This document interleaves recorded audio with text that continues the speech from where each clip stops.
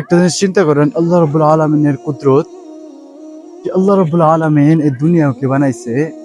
আমরা এত উপরে উঠেছি, এত উপরে ওঠার পরেও দেখুন একদম উপরে, মানে দেখতে লাগতেছে মানে আমরা সমতল জায়গার মধ্যে আছি।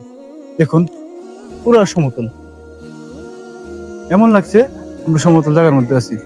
কিন্তু আমরা এত উপরে উঠেছি, যখন গাড়ি থেকে বাইরে তাকাইলাম ঘরটিরে ছোট পিঁপড়ার মতন দেখা যাইতেছে, এত উপরে উঠছে। এমনকি শ্বাসের প্রবলেম হয়, মানে পাহাড়ের থেকে আর নিচে মেঘের আফতে দেখা যায়।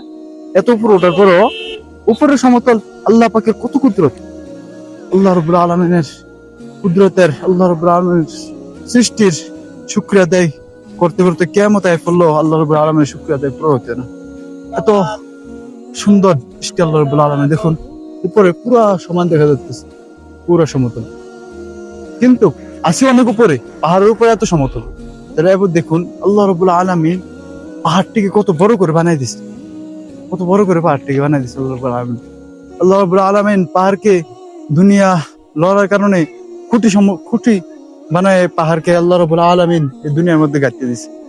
আর সে পাহাড় দেখতে এত সুন্দর, এত সুন্দর। আপনাদেরকে আমি এখন এমন একটা জায়গায় দেখাবো যেটা অনলাইনের জগতের মধ্যে খুব ভাইরাল। সেই জিনিসটা আপনাদেরকে এখন দেখাবো, যেটা গুলমার্গের মধ্যে আমি যাইতেছি। এই জায়গাটার মধ্যে আপনাদেরকে এখন দেখাবো। এই দেখুন,